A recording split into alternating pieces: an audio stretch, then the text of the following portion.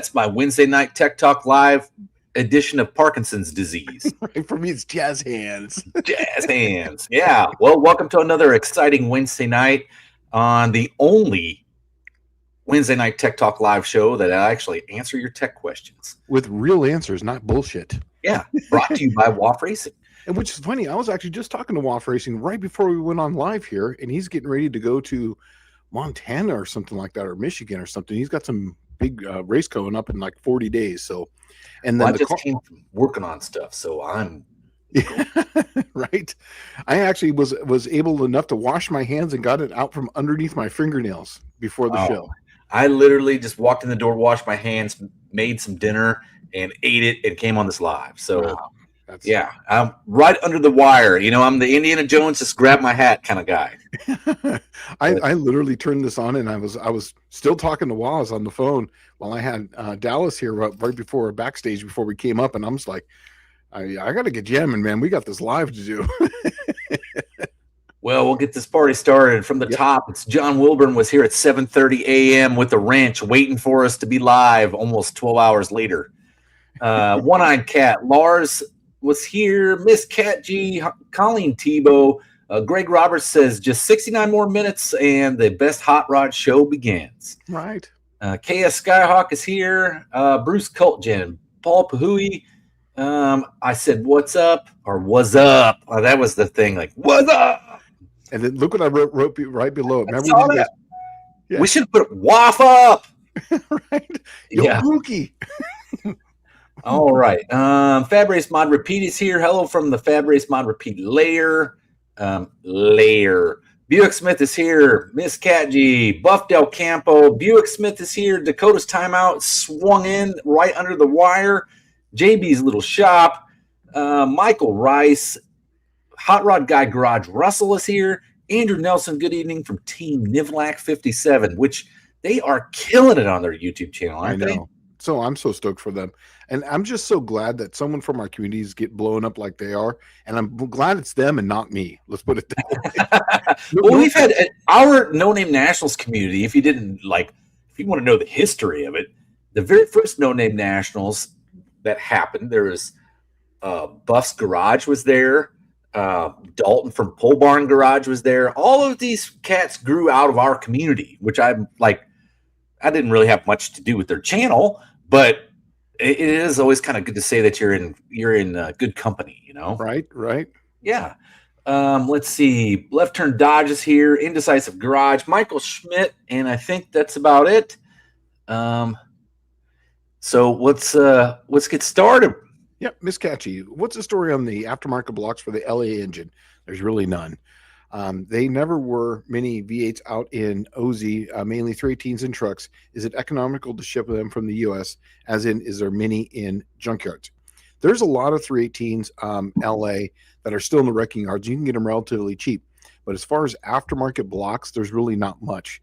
There was a whole bunch of Mopar ones that were made by Mopar, and they were only like $2,000 in the early 2000s, but that has morphed into $6,000 and $7,000 now for the exact same block. A lot of that was unfortunately, stuff like that went away when the economy hit hard in 2008. Yeah, 7. Yeah. Yep. And Mopar was, they were a glutton for punishment as well as Ford and GM, but the restructuring took care of a lot of that aftermarket stuff that they used to have. So they could keep their pants on. And I don't blame them. I mean, it was like save the ship or, get rid of some of that stuff. But no one else has really picked up the torch and ran with it, I guess. Yeah, there's one guy named Ritter. He made a block that was halfway worth anything. But the problem with it is that you buy it for, $5,000-6,000 now still. And then you have $2,000 worth of machining to do on it before to get it right. Or to even get it in a usable state for what you want, because some of them come with lifter bores, some of them don't, but there's just a lot of machine work. Plus it's literally just a casting. And then if you want to run lifters like a link bar lifter, you got to mill all that down. And once you cut it all, you can't put it back. So, I'm going to look at my crystal ball. That's why I never was able to go to an aftermarket block, is because I could never really attain it. And each time it was just beyond my reach. I'm going to look at my crystal ball and I'm going to tell you what I'm thinking here. Okay. Have you noticed that Summit Racing just came out with a Chevrolet block? Oh yes, yeah. Okay. Do you know that this week they just released a Ford block, Mm-hmm. Oh yeah. all block Ford? I'm going to project that the next one available is probably an LA Mopar. I think it's going to be an LS or a Gen 3 Hemi. You think so? I don't think they're going to go for the Mopar block. The LA.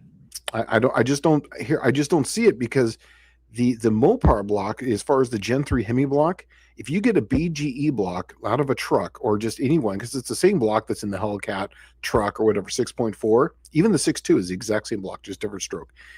They can handle 1,500 horsepower right out of the box. So, and you can get that engine for $3,600, right? And people are knowing that. And so people like me who have been abusing older blocks and just constantly blowing them up, they're just going to sell their parts to someone else, and they're going to go to a Gen 3 Hemi block. And that's maybe that's what Miss Catchy start looking for, a BGE Gen 3 Hemi block. Yeah, look for a 2,500 truck. Yeah, right? 2,500 truck. Well, I don't think they have those in Australia. Oh, they don't have those? No, when I was down there, I don't think I ever saw a Dodge truck. I mean, some of them are imported, but most of them, like, there's not parking space for that, really. Yeah. Right? Most of their cars are actually considerably smaller than our piles. You know, blocks here are relatively easy to get. In fact, even in this area, and I can see how much it would be to ship one. If you want to send me spleet@edelbrock.com, if you want to send me your postal code or whatever it is, I'll tell you how to do this, okay? Because I was down there. I lived down there for 3 years, right? Uh-huh. And what we did is I crewed for a guy that had a front engine dragster, and he blew his motor up. And he had one built by a guy named Brendan Murray, maybe. I don't know, Brendan something. Excuse me. We ended up working, because shipping an engine block down there would have been like $3,000-$4,000, right? So what we ended up doing was finding somebody had a Connex box that was shipping cars back, and we put the engine in the trunk of the Connex box, or in the trunk of the car in the Connex box. And that way, you know, he paid probably $800-$900 to ship it. So the ideal situation would be like we stockpile like 10 Mopar, you know, BGE blocks 6.4s, put them in a Connex box, and send the whole Connex box down there. And that would be like it. Let's just say if you were to ship just an engine block, it would be like $300 a pound or something. I'm just making up a number. But if you did the Connex box, it would be like $320 a pound, and you could send 40 times more stuff. Yeah.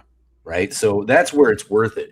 And I think if we're going to do something like that, the smart thing to do would be like get a hold of someone that lives down there, one of our viewers, maybe even Miss Gadji, you know, and send multiple motors and then just work out a deal. Yeah.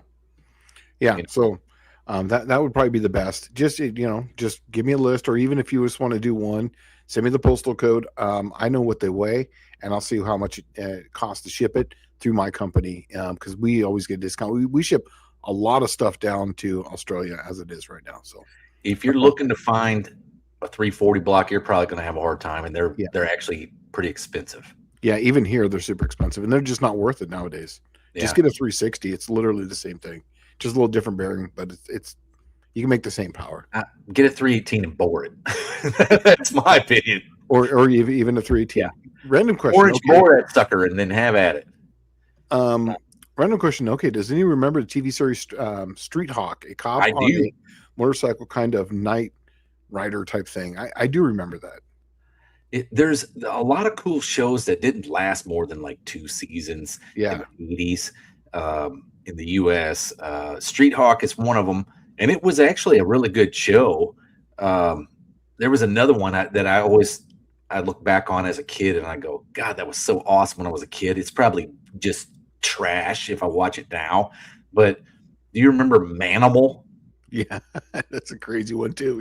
Yeah, dude, that one was like right up there with Street Hawk. But Street Hawk used to be like a 250-mile-an-hour motorcycle that the guy would go to the whatever scene of the crime or whatever. It was very much like Knight Rider. It was probably just a Temu version of Knight Rider. Yeah. So here, this one's right up for you. Dallas, have you seen the YouTube channel Jim's Automotive Machine is doing a 350 Buick? What do you I think did. of that? I saw that. I watched them actually start it up on the stand. I can't remember what they were doing. There was something happened to it, like it got lost oil pressure or something. I don't know when it was on the stand. But they bought a used 350 Buick, and they were doing this series on it. And I have been watching it. Yeah, that's awesome. And James is here. Was it? Yeah. Well, I'm glad somebody got it. Besides me and you, nobody else was wazzopping. I figured we would have the whole entire screen full of that. Right. I thought so too, but yeah. Michael Schmidt says, though, sup home slices. So that's directly from the 1990s. Right. Yeah. All right. Dakota's Timeout says, I have a 351 modified engine. I think the heads flow decent and would probably be easy to make them flow 240, 250 CFM. It's a stock low compression engine. Can I put a magic camshaft in it to make good power? Tighten up the LSA. All right. So the 351 modified came out, and it was a variant of the Cleveland family. It really kind of uses Cleveland cylinder head, but it's the bottom end is kind of like poop. They had the 351 and supposedly the 400. They say is a modified, but it was actually a Cleveland. The 351 modified truck engines. Okay, the big things from those, they're from the early smog era days, 72, 73, 74. Ford was notorious for having a retarded camshaft from the factory. So it'd be like the cam, and that was because the engines were detonation prone because they were designed to have high octane fuel. That was the primary, design behind the Cleveland when they came out, and the modified is a variant of the Cleveland. So when they neutered them and dropped the compression ratios down to like 8-1, I would not be surprised if you pulled the heads off that engine and the piston is 120 thousandths in the hole. And it has probably 7.9-1 compression or maybe 8-1. The big thing on that 351 modified, man, I would be hard pressed to even try to build that in today. Like with today being the way it is, man, like a Windsor with those heads on this would be so much better. Yeah. And the availability of good Windsor stuff, I would probably be that way. Yeah. Because it's got virtually the same bore and stroke as a Windsor. Yeah. And also, too, if you just wanted to keep it low compression, if you just tighten up the LSA, that usually tricks it into thinking it's got more compression than what it's got. You say down here, like a 104 LSA, I wouldn't go that much. I would probably stay right around 106 or 108 if you want to drive it, and don't go too crazy on the duration numbers, but it would still be fun to drive. It would trick it, and it would still be fun. Okay. Michael Rice, 4447. What can you replace a Carter 3083S on a Hyperpack full reproduction? Okay. I believe those were 480 CFM, I think, or 460 CFM? You've got me on the Carter. I don't remember the exact CFM of them. I believe they were whatever. I've actually have done this. I had a guy who had a Hyperpack, and we sold him now it wasn't an exact one, but it's close enough. It was an AFB 500 Edelbrock. I don't remember the part numbers, like 1404 or something like that, or 14 whatever it is, 1403. But it's a 500 CFM, and it gave it decent drivability because it's got smaller barrels in the front, and because the Hyperpack sits the carburetor like this, so it's 90 degrees of what it would normally be. The disparity between the front and the rear barrels didn't really make that much of a difference. In fact, it made none difference at all, because when it went on the secondaries and those things opened up, it really ran well, and it had a little bit more modern stuff on it. But I didn't. Yeah, he couldn't find one of these at all. And if is the Hyperpack, is that the slant 6 variant with the 4-barrel? Yeah. They came on the 60 and 61 Lancers. They were like the really fast ones. But gotcha. I believe it was a 460 or 480. I once again, it's a live show. I can't remember that shit off the top of my head. But it was, I would say, a 500 CFM Edelbrock would be just fine. It would be close enough. And if you put an air cleaner over it, no one would even know.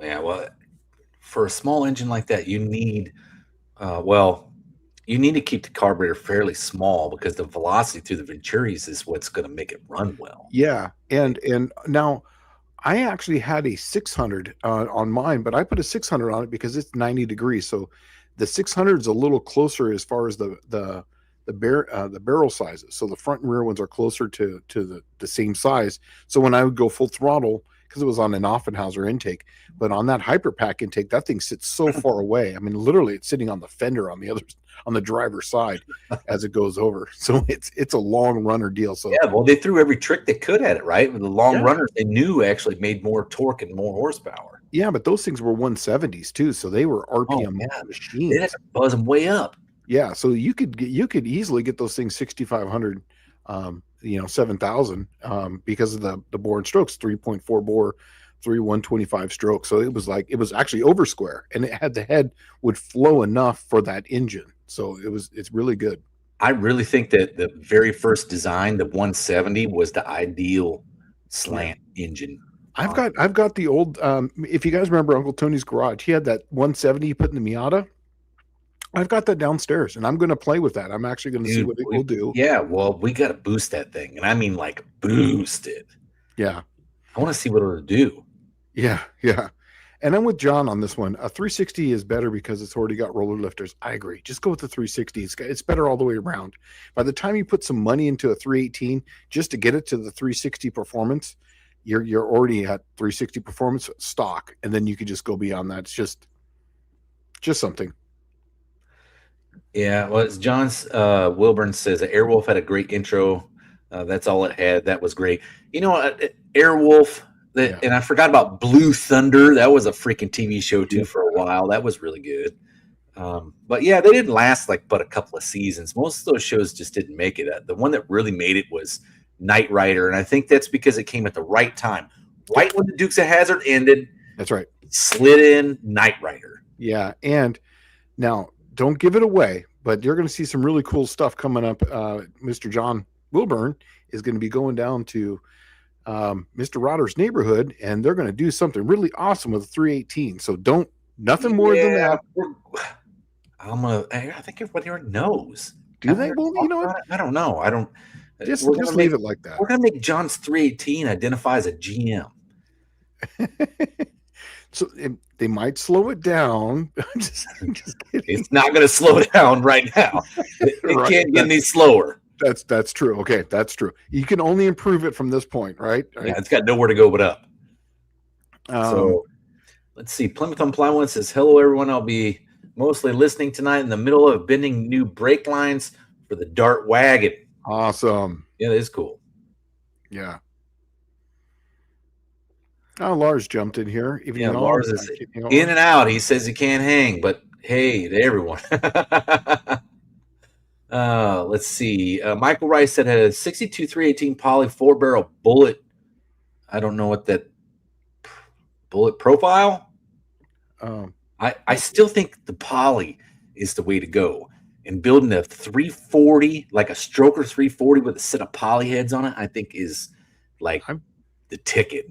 I did a custom cam for one of those when they did those vintage engines ones. Somebody did a 360 and they put poly heads onto a 360. Oh, sweet. Yeah. So I made the camshaft for it because he wanted the bigger bore so that way to unshroud the valves, and he changed the valves in it, and because it's got a different firing order, but he got decent airflow out of it. I was like it wasn't even, it was like 280 or something like that. And I was actually rather impressed with that. It was actually pretty good, but the rocker arms were what was limiting that thing because there's no aftermarket stuff. Yeah, nobody makes anything. See, and that's where I thrive, is I like the stuff like that because no one makes anything. So when you make a big improvement, and you did it all yourself. Yep. That's to me what real hot rodding is about, right? Like going out and buying something, and I don't know, like when I was a kid in the early 90s, that's when they started coming out with the Chevrolet small block aluminum heads. And my dad used to tell me all the time, he'd say, there's a difference between hot rodding and wallet racing, right? Yep. That's what he called it, wallet racing. You like literally just pull out your wallet, buy whatever, and go race. But he's like, it's such a better feeling when you freaking beat somebody with your stuff, right? Yeah. So Yeah, he AVS. So 500 AVS, and it's not the AVS2. Do not get the AVS2 for your setup because you don't have enough airflow to make that thing operate, and it's going to be a tuning nightmare on the secondaries. So get the AVS. Some people call it the Perform, but it's just the AVS version of that. So I see some. Okay, so Miss Catgy's coaxing Dakota to put a 400 crank in his 351 modified. If it was me, I would take the 351 modified. I'd put it on marketplace for $100, Exactly. and then I would find a 400 Cleveland and start with that. Right, it's going to have a big block bell housing bolt pattern. It's going to have, you can put the 4V heads on it, but I personally would probably put the 2V Australian head on it with the closed chamber, and I would make that thing would be a bitchin' truck motor. It's virtually the same bore and stroke as a 306, and I would probably buy a set of pistons that brings the pistons up to the top. I would try to get I don't know, maybe 9.5 to 1 compression, because that's about probably the most you're going to be able to run with that much stroke. So it won't ping to death. But man, I'm telling you, those 400s were this. If you haven't learned anything from our Tech Talk lives, the 400s, the Malaise era 400s, the Mopar 400, the Ford 400, the Chevrolet small block 400. There's actually a couple more in there that's like kind of weird, like an Oldsmobile 403. Those have some of the best engineering in them, and had the possibility, the I guess the DNA in them to be serious. You just got to make them serious and get rid of the Malaise era smog junk off of them. So I looked up that part number, and I'm going to put it here in the chat. It's an AVS 500 CFM. Part number is 1404. So it's in there in the chat. So yeah, that's the I can't put a link to it, but I just looked it up. So that is the non-electric choke one, and it's going to be just fine for what you're doing. Catchy says Miss Catchy's saying that she's putting a 4-inch stroke in a 9.2 deck engine. That sounds amazing. I like that. That means that you're going to have, tons of torque because you're going to have a shorter rod. It's going to be less prone to detonation. Obviously, you're going to have some cylinder wear on the sides, but I can tell you right now, that works really well. I actually like that for a racing engine that is like an 1/8 mile quick drag racing stuff. It makes it really easy to tune, and for nitrous, it makes it really nice. Dakota's timeout saying that making 351 Cleveland to 400 intake spacer is not very easy. Why bother? Why don't you just use the 400 intake? Yeah, I think actually, you know what? I remember reading an article on this in Hot Rod Magazine a few years ago, maybe 10 years ago. Somebody built one of these, and they do make an intake, I think, for them. Oh, I mean, that would be the saving grace, but I believe the 400 came with a 4-barrel to begin with. So, I mean, you're not too far off. And the 385 series and the 335 series came along about the same time. So you would have quite a few options, as those engines would have went from Holleys to Quadrajet carburetor. Barry's saying that they only got 225 slanties in Australia and New Zealand, and he's happy with that. Oh, I didn't know. I really had no idea. I really thought that they would actually have gotten the 170s or even the 198s. Dakota's timeout said, do 318 poly heads flow more than than LA heads? Factory, probably yes. So they're about the same. It's just the combustion chamber on the poly is a little better than the LA, but the LA's got a better flowing exhaust port. But here's the thing, though, is that the poly heads, because it's more of like I don't use the word semi-hemi, but it really is kind of a semi-hemi. It's got a good, in a higher RPM application. It does flow a little better on the higher RPMs. So here's my thought on this. All right. And I don't know which one flows better or whatever. In 2008, I was stationed in Australia, and I was trying to piece together parts to build a 331 Ford. Okay. And that's my favorite 8.2 deck Ford motor. That's the 325 stroke. 302. It doesn't have the oil consumption issues that the 347s had at the time. It's actually a really good combo. Okay. I had to buy a block, pistons, rods, and then I needed a set of cylinder heads that was going to flow with that. Right. So I was looking at AFR 185s at the time. I think they had a 215 out maybe. And then I realized one day, wait, if I'm buying all that stuff, what does it matter if it's 470 cubic inches or 220 cubic inches?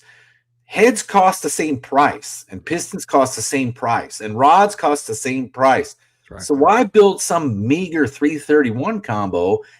And so that's when I started looking at 427 Windsor stroker combos. Okay. Mm-hmm. It was the same price as me building that 331. But here's the thing that hit me. Name a racing cylinder head that's a wedge. Name one. W2.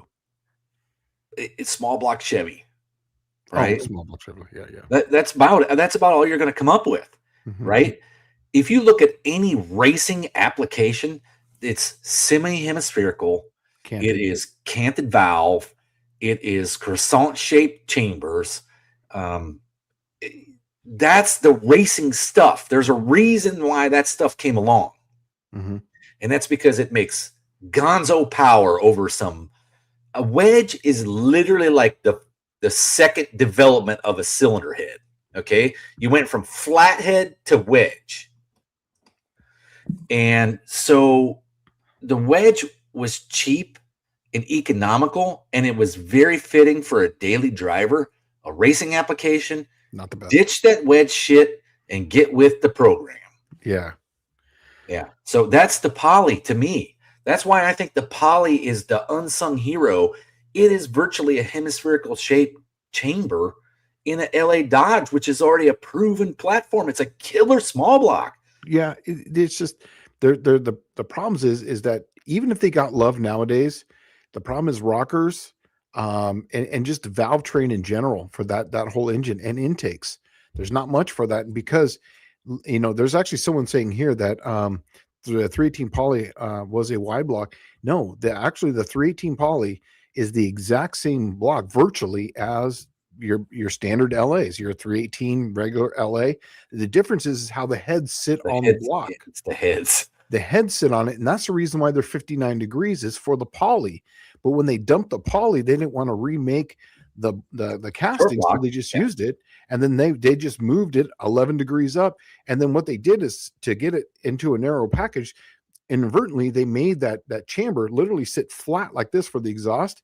And by doing that, they made one of the best flowing exhaust chambers on an engine by just doing that, by raising that side up. So literally 90 degrees. That whole thing came about from the A-body engine bay, right? That's correct. Exactly. For the towers. Right. The towers were in on the early A-bodies. This is pre-66. So they brought that in and they're like, wow, this thing's really not going to fit. So we need to bring this up. And that's really was to make it more compact. Now, not saying that they're bad. I've always wanted to do a Poly engine, and I've built them for my own, but for someone else. But I fell out of love with them just because of once I started seeing the rocker geometry and just all that stuff. It's just not there. Rockers are probably no different than they are different, but they'd be in the same kind of category as the exotic 426 Hemi stuff, right? Where you'd have to spend a lot of money on a good set of rockers to have something that's just maybe marginal.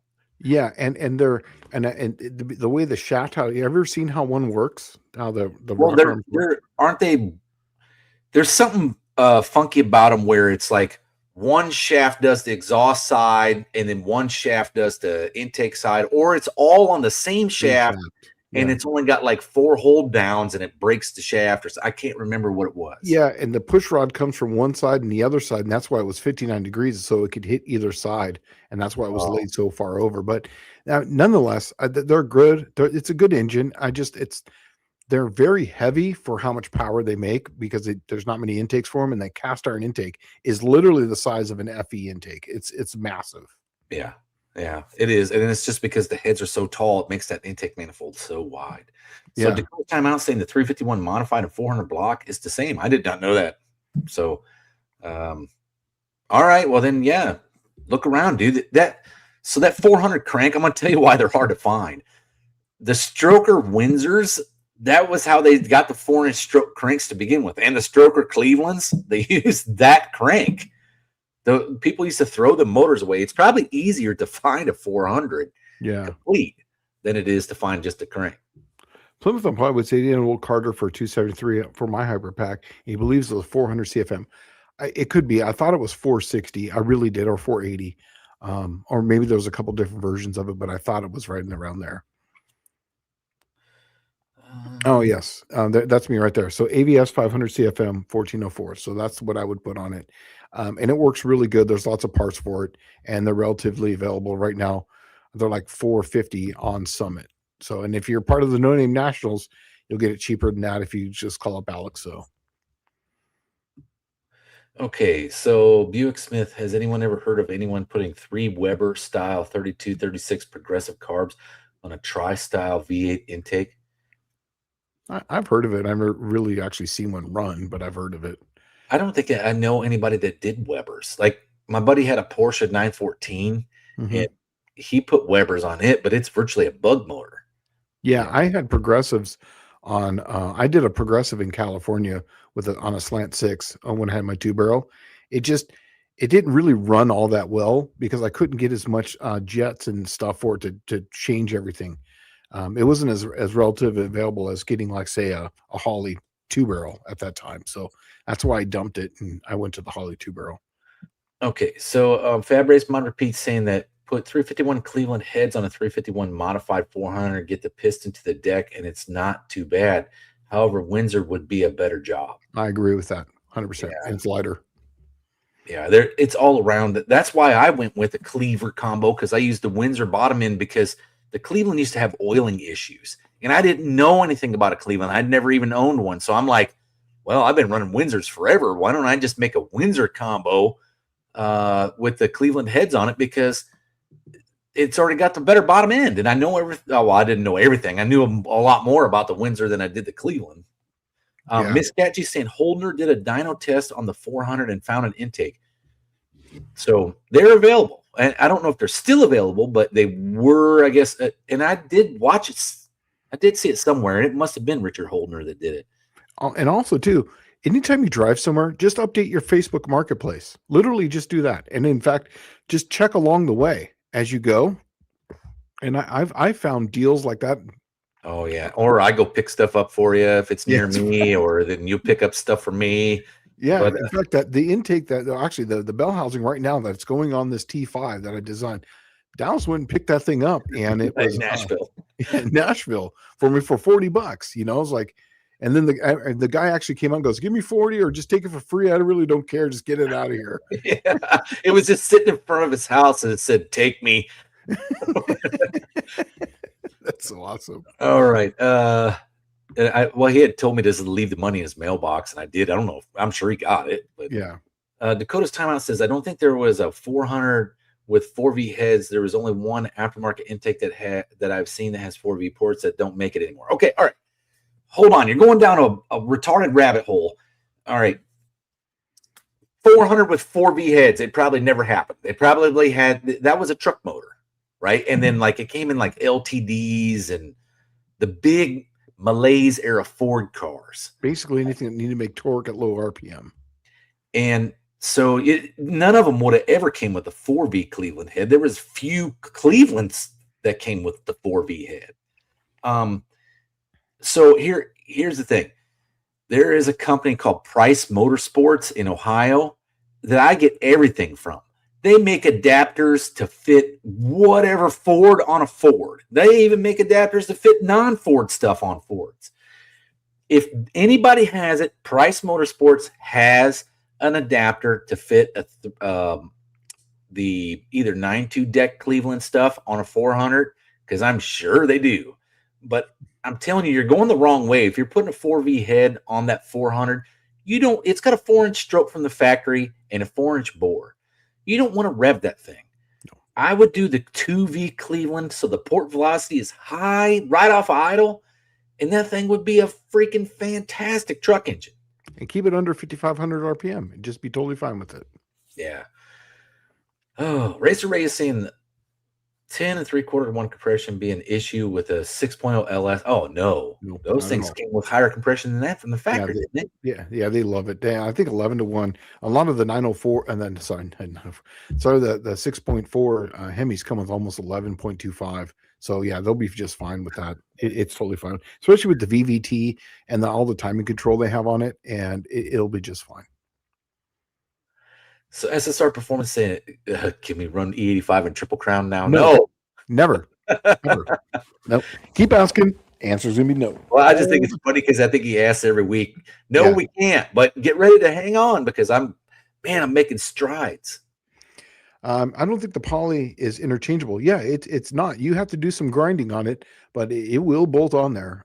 There's people have done that, and I've actually made a cam for one in one of the Engine Masters back in. You're talking about poly is interchangeable, putting LA heads on the poly.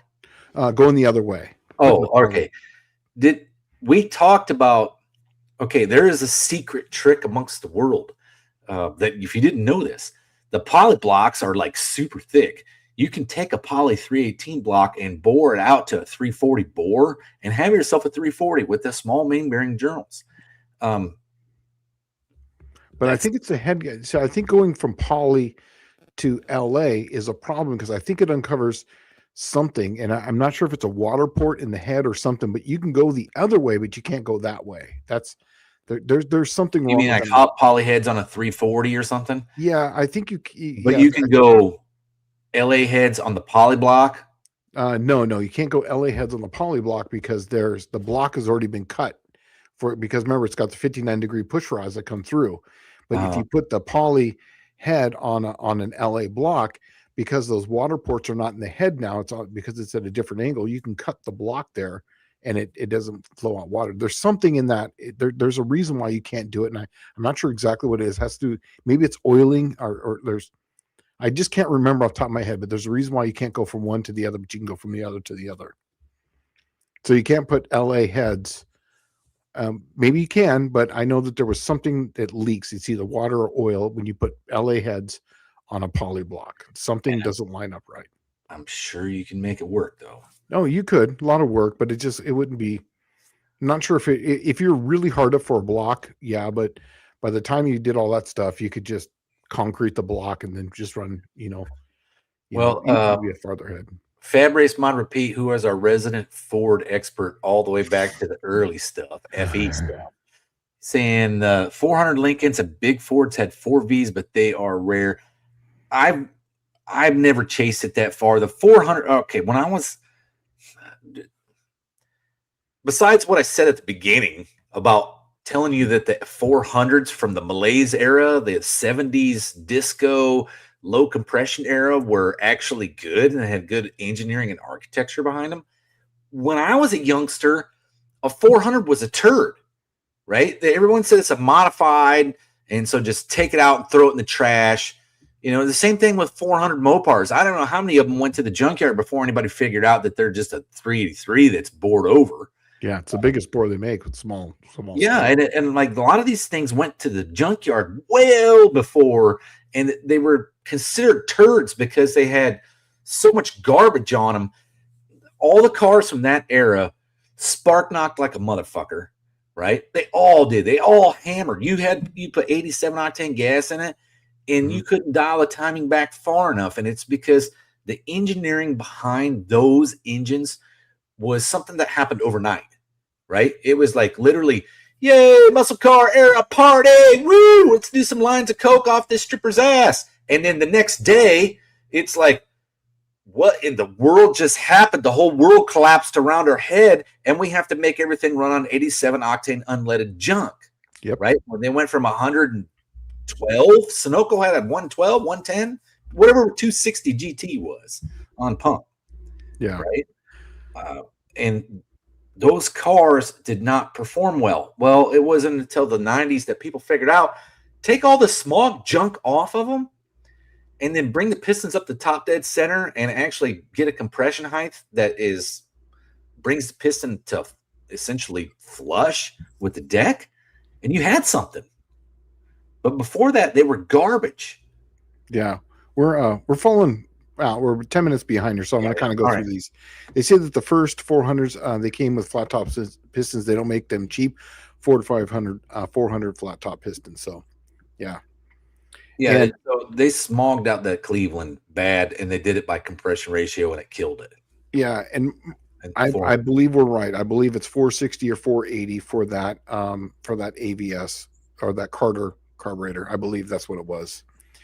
Barry is saying that the last Australian Valiants to have a 225 engine was a 6869, had a 2-barrel Carter, a revised cam, and rated for 160 horsepower. There was a rated 175 version in the 69 Valiant Pacer. Wow, that's awesome. I don't think America got a 2-barrel one until like the late 70s. I think is when we got the very first 2-barrel one. I think a lot of that was probably driven by the Australians. Like there's a lot of slants down there. There was a lot of, dude, they got a freaking Valiant Ute that looks like a 68, 69 Dart in the front somewhat. But it's weird because the grill has got like straight slats in it all the way across, right? So it looks kind of odd when you see it and you're like, I did that the first time I saw one. I did a double take on it and I was like, what in the hell is that? And then I realized it's like a Dart. And then I saw it was a Valiant Ute. That's what it was called. Plymouth on Plywood said, I paid more for the old Carter than I would for an AVS, and it has the old small air filter size. Have you ever seen those? It's this weird, odd air filter 3 3/8 size or whatever it is. Yeah, and Colleen's right here. Go show some love to Wolf Racing. Go over there, pick up something. He's got T-shirts. He's got all this 3D printed stuff to make your life easier in the garage. Carb hats, things that you can set the carburetor up on, and little things for your spark plugs are really cool. Okay. It seems that bushing the lifter bores on a Clevo really helps make up for non-priority oiling. Yeah. It's the same thing on a Buick. That's the kind of the ticket right there is to bush them. But man, the Buicks leave the lifter bores are literally hanging out in space. Michael Rice saying, is there any way I can send you my build to see if there's anything really bad? After 30 years, I don't want to blow it up. That would be a divorce. Okay. Send it to spolito@edelbrock.com. I'll take a look at it. Now, I'm really busy during the day, so if you send it to me, don't think I'm going to get right back to you. You're going to be in line with my other 75 emails I get for that day. So just be patient. I will get to it. Dude, Dakota's timeout saying, well, if you find that super rare 4V 400 intake, let me know. I would probably pay good money for it. Dude, I'm telling you, it's easier. Go to pricemotorsports.com online, and they got spacers, and you can get a 9.2 deck tunnel ram to fit on that 400 if you want. We kind of covered this a little bit last week, but I'll do it again. Nitrous Tech question. Do plate kits act differently on a dual plane intake than on a single plane? Yes, they do. And if so, is it more dependent on intake design or CI or basically RPM? RPM.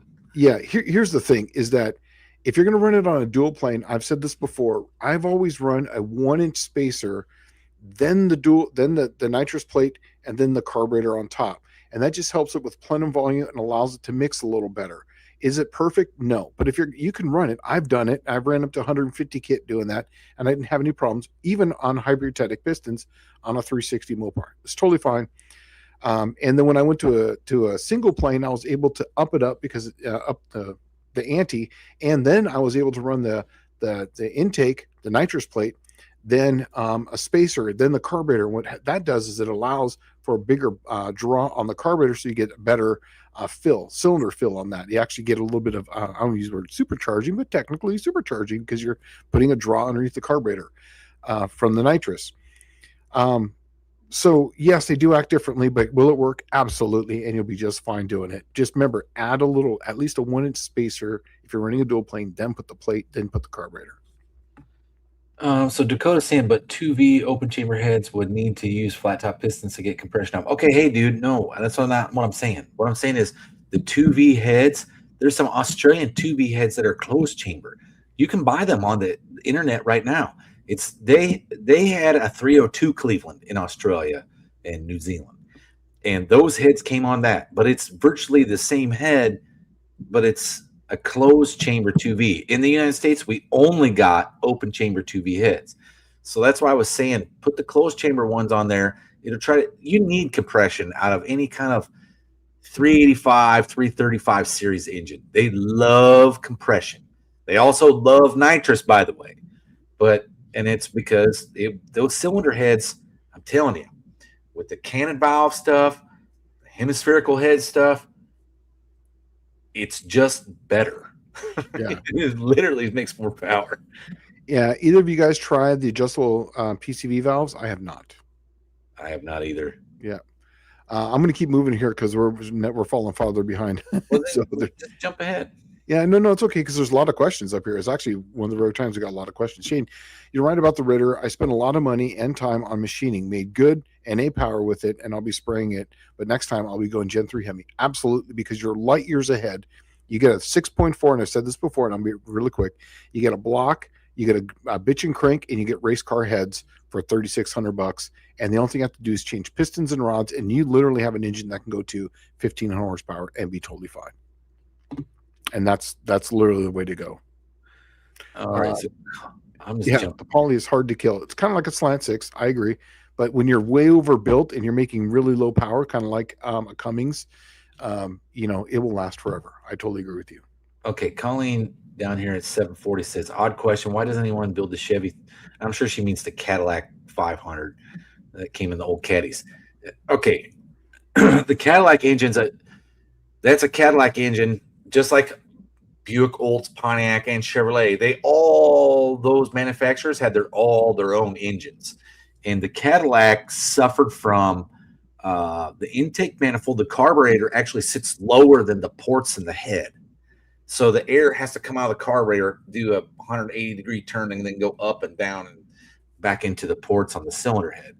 Now, there is guys that make an intake manifold for that Cadillac 472 and 500, and it does wake them up big time, but you need like that intake manifold and a set of headers, and then you got to try to the sad part is the headers aren't for like, you would think they'd be for like B-body full-size Cadillac, but they're not.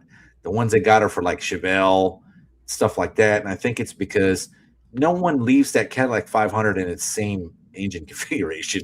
Like nobody wants to drag around that Cadillac body and go drag racing. Yeah. But they don't like to rev. They're just like any of the other BOP engines. They make brutal torque at very low RPM, and that's what they're good at. They get good mileage because of it. He knew a man who had two 62 Savoys, both who took out the 318 Polos and were repowered with Massey Ferguson tractor engines. That I think is awesome. I like that. Wow. It is right here. Thanks, Colleen. I didn't see that you put it up there, but I had also put it up there again. Let's see here. Okay. This is 351M/400. Use the same head. It's between a 2 and 4V, and some put 4V valves in it. I'm not following on this. Is this for that? And I'm done because Dakota's gonna beat me to death with this stupid 400. Yeah. It's like, oh, dude, come on. Yeah. There's 460s available. I don't know. 460 truck motor is like would literally run a circle around that thing. I just think that the Windsor is a much smaller, compact engine, and he's trying to put it in an Elite. I saw in one of the videos earlier, like one of those Malaise eras Torino kind of thing, right? Oh yeah. And so it's a fairly heavy car. I could see why he wants that kind of motor, but I would definitely. There was 460s that came in those things too, and I put 460 in one or 429. I'm going to back up here.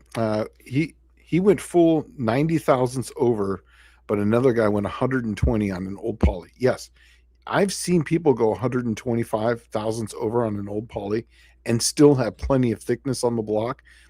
But it just that I remember that I had a poly at one point, and there was a reason why I couldn't put the LA heads on the poly, because it was cut out for those push rods, and it was uncovering something. I'm not sure if it was oil or water, like I said before. But you can go the other way. Okay, so I think we're getting aftermarket intake. Okay, I'm going to reach our holders. He's saying, okay, 746 Dakota Sandwell. If you come across a set of closed chamber 2V heads, that would be interesting for the right price. But as rare as they are, would I be better to just buy used aluminum heads? No, dude, you can buy those heads. There's a company in Washington State that used to be. That's all they did was Cleveland stuff. And you can order a set of those Australian heads complete, ready to go for like, well, it used to be like $400 or $500. But I mean, I haven't looked it up now, and I'm not going to look it up right now. That's what I'm wanting to do. But dude, you're on a computer chatting to me now. Pull up another window, search 2V Australian Cleveland heads, and you'll probably come up with like at least 50 listings for them on Racing Junk and Marketplace. They used to be pretty common, and that used to be the ticket, the cheap ticket for us in the States.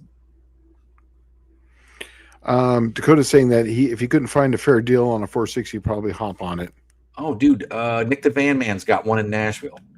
Oh, a 460? Mm-hmm. Oh, he just sent me a picture of it the other day. And if you get a 460, man, they make strokers for those things that go all the way up to 600 cubes, and then you don't have to turn it at all. You literally just make gobs of power under 5,000 RPM. You'll be fine. Now, here's one we got. Anyone put Gen 5 pistons in a Gen 3.4 LS engine? Those factory domes look nice. That's the ones that's direct injected, right? The Gen 5. I don't know. I don't know if anyone's ever done that. I really don't. Man, I tell you what, I did learn on the Easy 302. I learned something that was very interesting, is that the bigger dome you get in there, the more timing advance you got to give it to get over the dome. Yeah, that's right.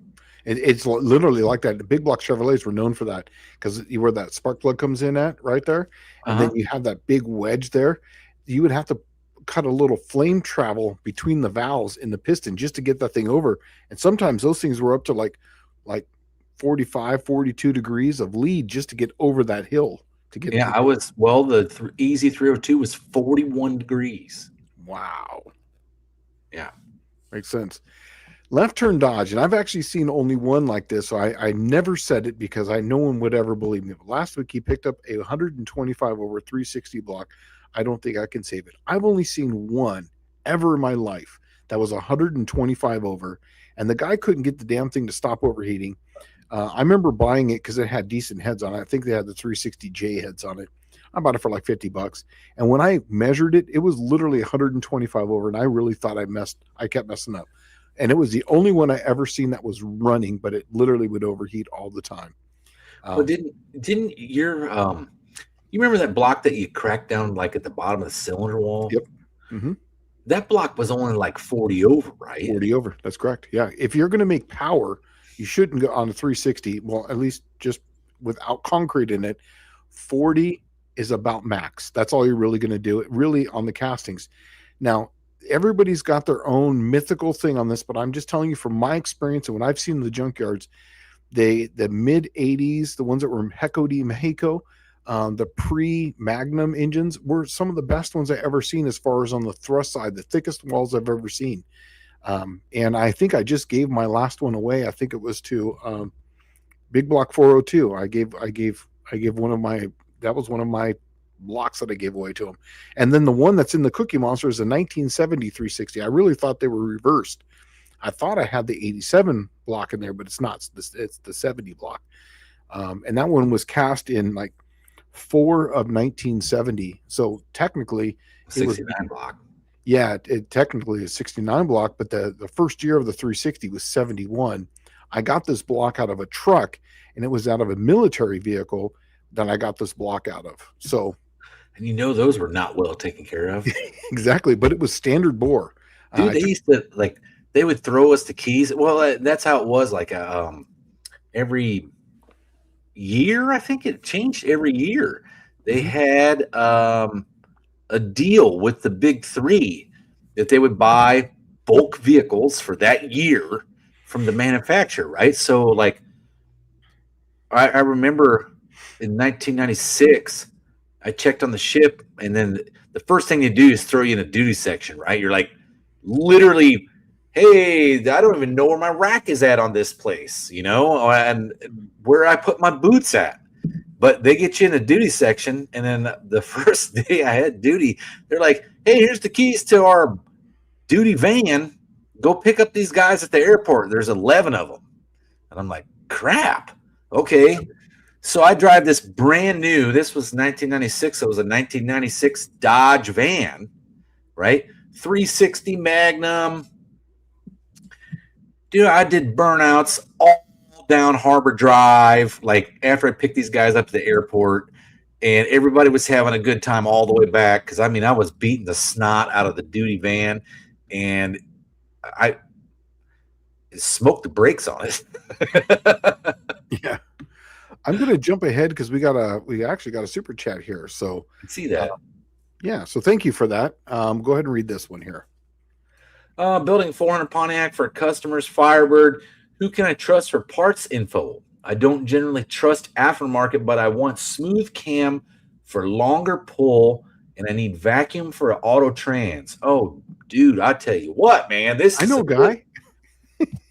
well, yeah, if you're going to do aftermarket, but he said he doesn't want to do aftermarket, right? Oh, he doesn't. Okay. I would probably see if there's somebody that makes like repop Ram Air 3 or 4 camshafts. Yeah, that's a good. That's a good one. And you know who does? What was that? Blue. There Blue was Racer? Wolverine. Wolverine. Remember the Wolverine? Are they still in existence though? I don't if know, they but exist. at one time they made a repop of that camshaft back in the 90s, and it was actually really good. I sold one to a guy in California when I was working at the parts store, and it literally sounded just like a Ram Air, and it ran about the same numbers. That's the route I would go, because Pontiac had a slew of good camshafts that they did a lot of research and development on making them. And those are good, just like the Pontiac intake manifold is hard to beat. Yes. It's not worth the coin to slap down $500 for an intake manifold, because you might get 2 horsepower out of it. Yeah. and honestly, if you there's my email's up in the chat here, spolito@edelbrock.com. I do a lot of specialty cams for people. I'm not in sales. I don't get commission on this crap or anything. I'm literally an engineer for that. But I did do this for a while for another company, and we've got a camshaft that Dallas just loves, the BMF, for his engine. Yeah, well, that was the Buick profile that we came up with. That go ahead and tell them about it. I mean, it was basically just big. I was doing a lot of the cams for, what was the name of that company out of Arizona? What's that? TA Performance. Yeah, I did a lot of the cams for TA Performance, but he was all about smooth. He wants it quiet and smooth. And I was like, nah, man. You work with the stock valve springs. Yeah, he wants it to work with the stock valve springs. He wants it to make no noise. He wants it like just as quiet as possible, and then have the Buick torque. Well, I told him, I was like, look, we could make so much more. And then Dallas comes to me, and this was when I was working at another company. And I was like, I've made these cams. I know exactly which profiles he has. I could make one that runs even better. It'll do the exact same thing, but it's going to be absolutely radical. Well, remember, I had a customer from Ohio who wanted me to do a 430 motor for him, and they got 10 1/4 1 compression for a 69 or 70 Wildcat. I think it was a 69. And he wanted, this was at the top of his list, I want the chop, but I want to run power brakes, and then I want to keep all the power. Exactly. And it's like, dude, that's what guys do on a daily basis at every freaking cam manufacturer across the country. If it's not available now, you're not going to get it. And then I talked to Shane, and he was like, dude, there is some room, because what was I looking at? The TA 284 92 or whatever that was. 284 84H or something. And it was a pretty good cam for street strip, right? But Shane was like, there's a lot of meat left there, because Mike Tomaszewski from TA Performance cuts a lot of it just for noise, vibration, and harshness. That's right. Yep. And I'm like, well, let's see what happens. Man, I fired that up. And you want to talk about lifter clatter? That was like at the top. Yes. Because I thought I was wiping the cam. Nah. I mean, it was like, and I called you and I'm like, dude, this thing sounds mean as hell. And you're like, yeah. And I said, yeah, but it also has like a lot of lifter noise. And you're like, that's crashback. That's from shutting the valve when it's supposed to be shut. That's right. That's shutting it like a solenoid. Bow. But then you touch that throttle. What? Pow. Dude, it had all the throttle response. And it sounded like when you pulled in the place, people would know you're there. Yep. I mean, it was rowdy sounded. But it still did everything it wanted to do. So. Yeah, it ran the power brakes on a Wildcat. You're talking a 4,200-pound car that giddy up. Like that dude, when he put it in the car, he called me and was like, hey, man, I only got the timing at 10 degrees, and this thing is scaring me. Like, well, perfect. Take it up to 12. Yeah. So Andrew Nelson answered that question about the pistons. He said the LT pistons in the LS, the valve order is opposite to the LS, and the relief is wrong. Okay. I see. Once again, I don't know all that stuff about the LS to the LT. So thank you for that, Mr. Nelson. And then Left Turn Dodge says that he's also got a standard bore 71 block, but he would rather take pretty big bore, but rather keep them thick. I agree. And in fact, I will take a hit on the bore just to keep that thing thick and put concrete in it just to keep that thing from vibrating and cracking. Cause I've cracked so many blocks at the bottom of the skirt. It's ridiculous. Barry Kudis says, I've got an Australian 185 horsepower, 245 cubic inch Hemi 6 with a 2-barrel Carter and a 71 Valiant. First of the fuselage body Valiants. The motor is unmodified with headers. Do you think a 4-barrel could be? Dude, we never got those in the States, so we don't know anything about them. Nothing about it. Only what I've read. Right. What would be really cool is if you just pulled that motor out and then shipped it to the United States, and Shane and I will tear it down, rebuild it, and dyno the crap out of it. Yeah. And then we'll take it back apart and then inspect it, put it back together, and then ship it back to you. No, put it in Shane's Dart. Yeah, right. Yeah, dude, I saw one of these things run. I went to that Bathurst 1000 race, and before they do the Bathurst race, they had this classic car class that ran around there. And some of those guys were running Camaros and Mustangs and stuff like that. Somebody had one of these Valiants. And I mean, like you'd hear the Camaro, like, the Mustang, and here comes this thing, and it sounded like a pissed off bumblebee, like, don't fuck with me kind of thing, right? Yeah. And it was just so much more nimble through the curves, and you could literally just keep it to the wood. It sounded so awesome. Was it orange? I don't remember. Because there's a guy over there, and he drives in that like heritage type racing, and it's an orange one. And if you look on YouTube, they did a whole build on it, and they showed it, and it is amazingly fast for what that thing is. I was just surprised. Like, yeah, how did we never get this in the States? Right? Like Mopar would have been all over I mean, what killed the Hemi was the emissions. Yeah. Right. I mean. And how smart would it be to go to a Hemi 6 and not have to deal with emissions? Nobody would even considered it. Yeah, that's right. It's 6-cylinder. What are you talking about? Yeah. Oh, man, it's going to get great gas mileage. I wouldn't give a crap if it ever did. But it just it would be so neat to have something like that. So Dizzy Izzy is saying that I'm not worth doing for an engine that I've got in pieces and missing lots of them. I have a lot of 360 blocks to work, and plus currently 7 340s. So wow. Yeah, see, the people hoard them. There's one.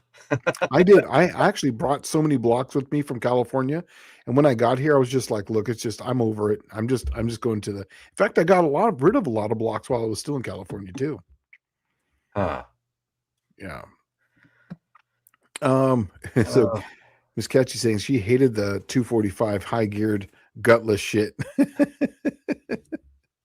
That one did really sound good, though. I got to tell you, They sound good wound up. They do. I mean, I'm not a big 6-cylinder guy, but that thing sounded just mean.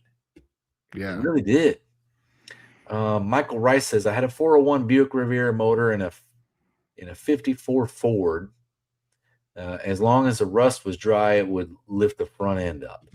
The 401 that's what they used in the start cart. The SR71 Blackbird start cart was Yeah. two of those Yeah. to start the SR71, and that's because they make good torque, Yep. down low, and you could do it over and over and over again. When you keep the RPM low, the longevity of the engine's high.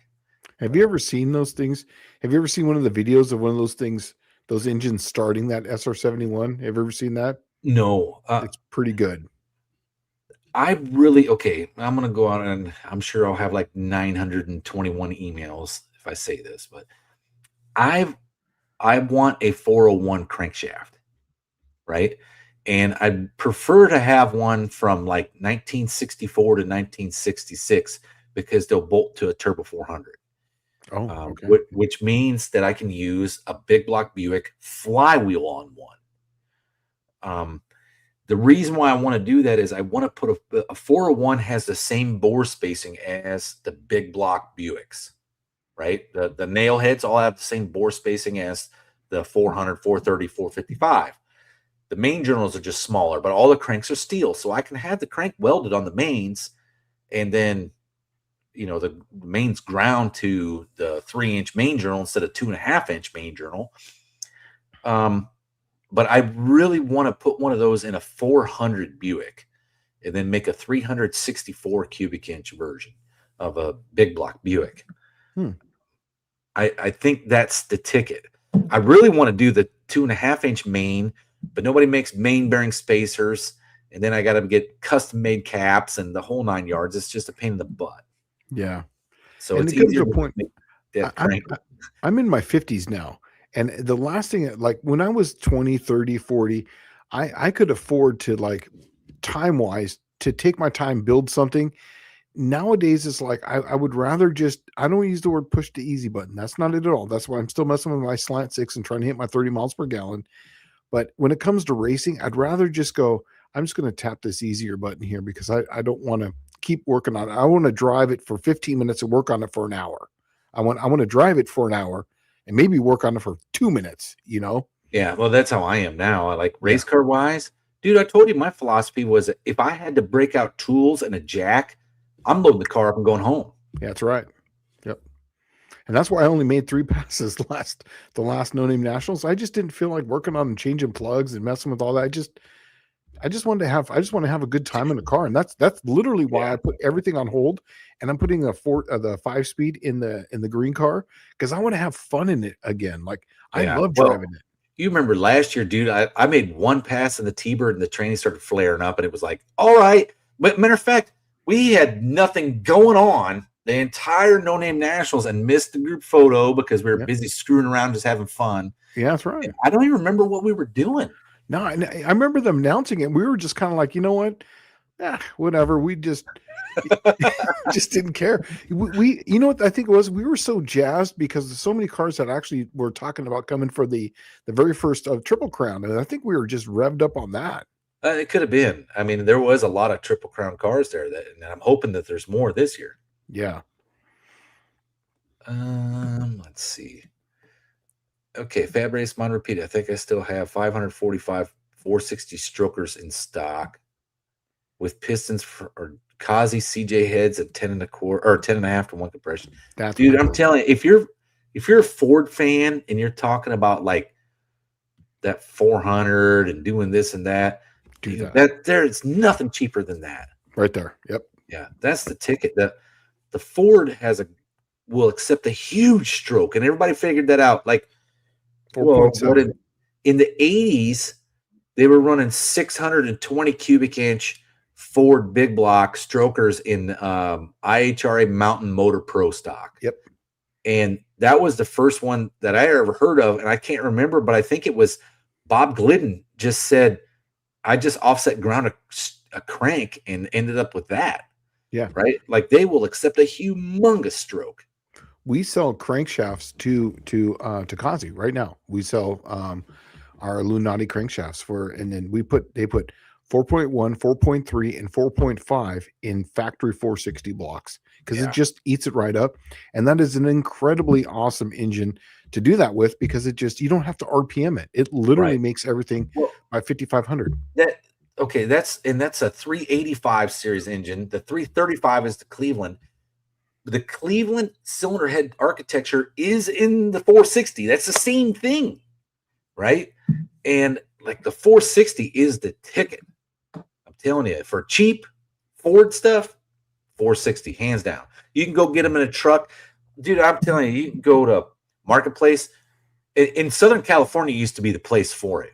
Mm-hmm. I type in 460, there'd be no less than 20 trucks listed, gas guzzler, for sale, $300, come get it. And you're like, they just wanted to get rid of it because they wanted out from under $5 a gallon gas and 10 miles a gallon. Yeah. Right? Or also to the Ford trucks that were from the military. I used to see at the wrecking yard all the time. The Ford vans, what was weird, those 15 passenger vans. Yeah. They didn't come with a small motor. They only came with like a 460 or a 351 Windsor. Yeah. And that's all the Fords. When we had the Ford deal with them, that's what you would get. You'd get a Ford van and have a 460 in it. And you wouldn't be surprised if every day you had duty, you had to fill up that freaking van because it was thirsty. Yeah, we used to get the trucks because there was a lot more trucks coming in, and by the end of my career of going to the wrecking yard, and at the truck section, it was literally those gray 1 ton or those green gray trucks that would say Navy on them, or it would say Marines, and they were the fuel injected 460 trucks with the 1 ton axles on it. Just the 80s or 90s trucks. Yeah. So Barracuda is saying he's got a 245 Hemi Valiant with a 292, is not very quick off the line, but capable of high speed and good fuel economy. And then Mrs. Catchy right below it says, true. But did you say economy? Yeah, that's funny. Has anyone ever played with a Pontiac overhead cam V6? I have not. No. Mm-mm. Nope, I always wanted to play with one. I actually wanted to get one of those. What I thought would be really interesting is to get one of those and build like a daily driver with like a T55 speed in like a lightweight A body, like a 64, 65 A body. I thought would be a lot of fun. Yeah. I'm not really the Pontiac guy, but my brother's, he's a big Pontiac guy. So if I can never get them rare, they were only like a couple of years they made them. Yeah. But it would be cool to get one and build one just for someone, you know. It would. I mean, they came factory with a Q-Jet on them. No, well, and the automatic ones would have had the Super Turbine 300, which would have been switch pitch 2-speed. You know what I think is, if I can find one of these things when I got some things done, I'm just going to build obscure engines eventually. Just build, like get the Pontiac overhead cam V6, dyno it. Factory, then do some upgrades to it and see what you can do just for funsies. That would, to me, would be obscure engines, and how can you think around it to make power. I like that stuff. Yeah, well, I do like that Pontiac overhead cam 6, but there's just so few and far between. If 24 miles per gallon is considered, to me that's good. Yeah, I'm getting 24 in the slant 6 at about 80 miles an hour, and I can get about 25-ish at about 77 to 75 miles an hour. I consider that decent, considering that the wife's, Vanagon mobility blob that she has, it gets about 25, 26 miles a gallon. It's got a little more creature comforts, but it's about the same. And I just look cooler in a dart, and I get, how many thumbs per mile I get in the dart because they're thumbing me as I'm passing them because I drive it. I'm not in the slow lane. I'm in the fast lane. Dude, when I had my Suburban and the camper, when I had that camper, I was towing to the racetracks doing all the events. I was towing up the Eastern Continental Divide at I had the cruise set at 55, and how it's got all the switchbacks and stuff. Yeah. All the trucks are in the slow lane, slowing down, and I'm literally running everybody over in the left 2 lanes. And everybody I was passing was like honking and giving me a thumbs up, like, man, I had no idea that they could freaking tow like that. And I'm like, the 350 Chevy wouldn't have done this. Right. So James asking a great question here. Any new Triple Crown prospects or participants or anyone going in this? I have not heard anything. It's been Nope. kind of crickets on, and I know Andrew Nelson was beating me up about the Triple Crown at the beginning of the season. I probably made rules he didn't like, and so he's just been quiet about it. I don't know. Yeah. And then They should build one. huh?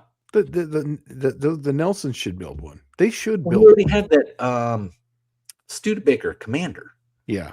right? And he was wanting to bring it. So we kind of Bent finagled the rules so that the car would fit. And you know, I don't know. I haven't heard anything. Yeah. So and then he's saying right below that we did all these rule changes to let in the bastard cars. Are they going to show up? I don't know. I don't know who's going to show up. Yeah, I don't know. Well, there was a lot of talk about it, and we bent some rules just for that, and we'll see. We'll see what happens. But it's been radio silence for literally like almost 2 months, it seems like. Well, I believe everyone is probably about like me. Right now, I prefer not to be doing this. I would prefer to be in my garage, thrashing on my car to try to get it done. I'm sweating making it in September. Me too. Right? But I know that if I wanted to, like, okay, I need to paint the roof. If I wanted to stop being a perfectionist and just go out there and freaking fog it, I could be done by tomorrow morning. But right? it's not going to be done like that, yeah. Yeah, but I don't want to go through all this effort and work to just half-ass it at the end. So I'm not sure he's asking here, but I was talking about my car. So how many miles per gallon out of yours? The best I've got out of mine was when I had the 204R and the 8 3/4 in it. Now that was on a flat road through, LA, not LA. It was actually through to Yuma, to Phoenix actually. And I got about 26 miles of the gallon out of my slant six. It's the best I've ever gotten, but you had to barely drive it, like the speed limit and everything. The setup I have now gets the best mileage for really going fast and driving it like a regular car because it's all efficient. 904 lockup and a 7 1/4 rear end. 25. What did I get going to your house? Was it 25.8? I think it was 25.8 miles of the gallon. It was the best I got. Or actually, I went to WAF Racing. 25.4. 25.4, something like that. I can't remember. I think WAF Racing was 25.8 when I went to WAF. We were going a little slower, but when I was going to Dallas's house, man, we were up into 80 miles an hour a few times, and just sometimes that sucks down the field, but whatever. So Buick Smith is saying that Shane was watching Murphy's Diesel. He had a Dodge body tracked vehicle that was built that way without any wheel wells and had a slant six. Not sure what was done with it, but it sounded healthy. Wow. The slant six was what was interesting about the slant six is when the 170 came out, it was not that big of a deal. When the 225 came out, I think they had already kind of like capitalized on the reliability of the 170, and they became a lot of industrial engines. The 225 slants ended up on a lot of industrial applications, like generators in the middle of nowhere that you needed to start up. That was a slant six. And in fact, a lot of the videos that you would see in the 90s that were 2 hours long of them destroying an engine, literally on taking the valve running on Slick 50. That was a slant six. That's literally what it was. It was a slant six that was out of the wrecking yard. It was all nice and loosened up, and they put their Prolong in it or the Slickum 50 and this drain everything out and this pour sand on it. The engine still runs. Yeah, well, and us that grew up in the 80s and 90s already knew the slant six cars. They were still, most of them were pretty much on the road. And if you looked around, the other ones weren't. But you'd have like 70 Dusters on the road in the 90s, no problem. And you already knew when you were riding passenger in them, if the oil light wasn't flickering at a stop sign, that the engine was not running. That's correct. That's exactly right. And that was right at the oil pump too, is where that sensor was. So it's telling low on oil pressure always. It doesn't need it much. It's just kind of there. Yeah. Barry Kuda says, I've got the 1965 issue of Hot Rod Magazine with the Pontiac overhead cam on the cover, and in the article inside, I recall that they were very impressed with it. That was a John DeLorean thing, I do believe. that overhead cam 6, where he was actually trying to make the car somewhat competitive with the European sports cars, because that engine came out in the Firebird and the Le Mans. Like I believe it was had to be the regular Le Mans, not you couldn't get it in a GTO, but it was just regular Le Mans and not like the sport model or anything, just cheapy one. Racer saying that he remembers that Vice Grip Garage had one for a rescue. Well, that's literally Slant 6 will just as long as you have spark, some sort of spark. It doesn't have to have all of them, just some sort of spark and some sort of fuel. It's going to run. And Buick Smith called it 1 hour and 13 minutes for switch. I did that on purpose for you guys doing your plot your bingo pattern. And the Dakota saying his obscure engine is going to be the 351M/400. Well, not super obscure, but yeah, it's not very obscure. Yeah, I would find something even more obscure because people can buy parts for that. But I'm with Mohawk 62 on this one. I would love to build a Pontiac overhead cam 6 and just give it to someone to put it in a car. I think what would be kind of cool is like if we did. All right, there's tried and true following behind the Slant 6. You already got a Slant 6, but if you had Slant 6 versus Pontiac overhead cam 6 versus Ford 240, right?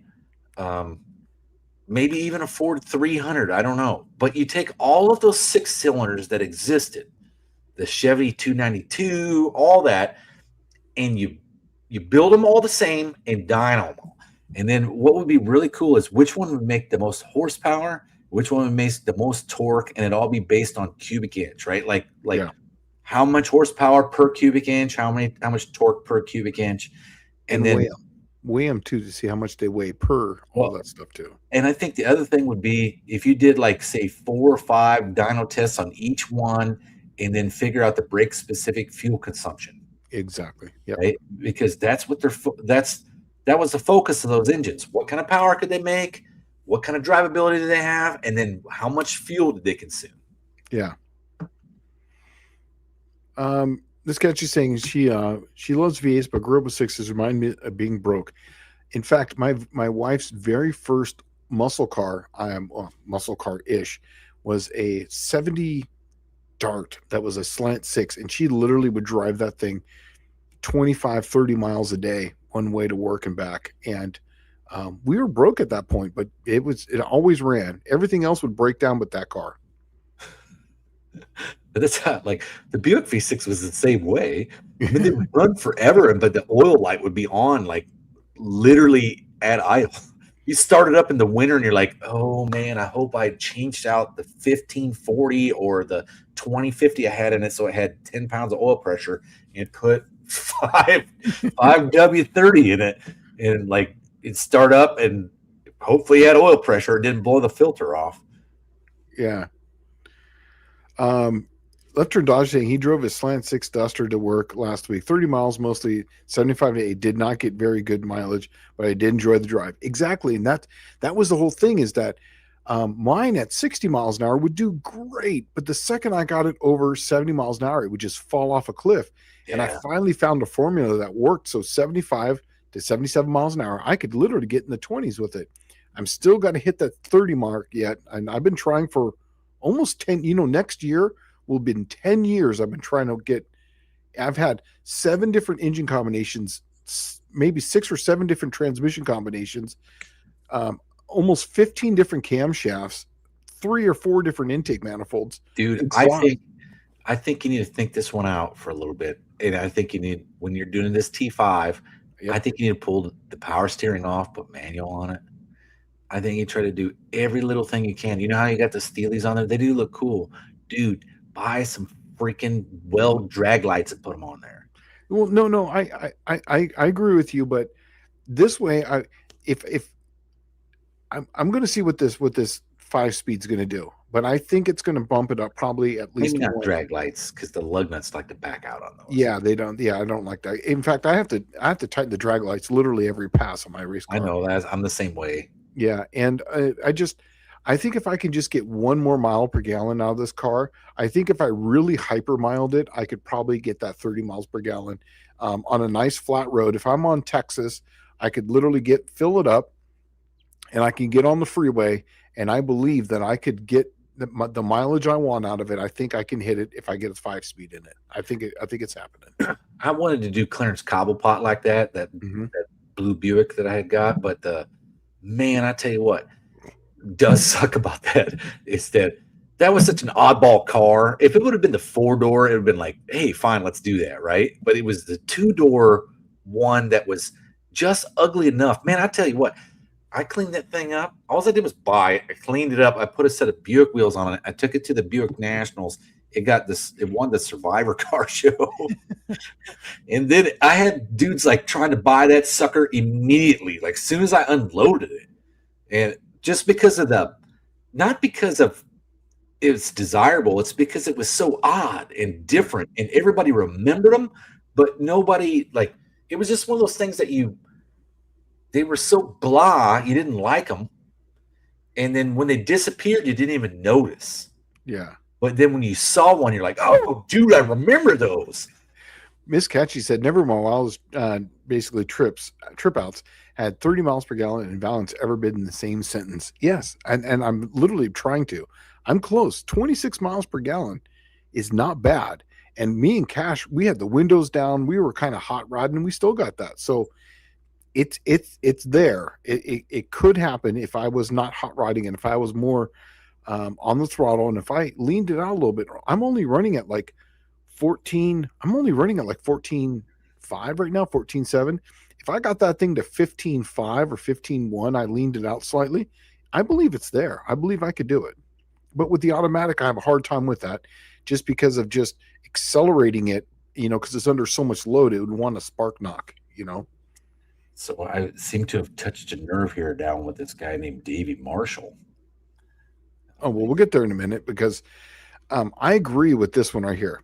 In the late 70s, you could buy a slant with 200,000 miles for $50 and drive it for another 200,000 miles.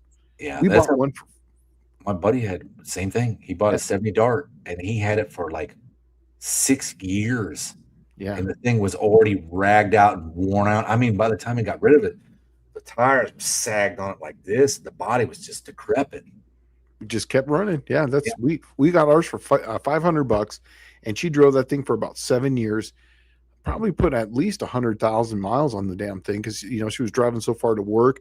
Plus, she was driving one way to work and then going all the way up to San Diego State, San Marcos State College. So she was driving all over the place. Yeah, my friend Jeff Long, his dad was like a staunch Mopar guy, and he would not buy a Dodge truck unless it had a slant six. And I'm like, I don't know how you can drive them anemic turds, but they literally ran for years and years and years. He had the same truck, I bet, for 25 years.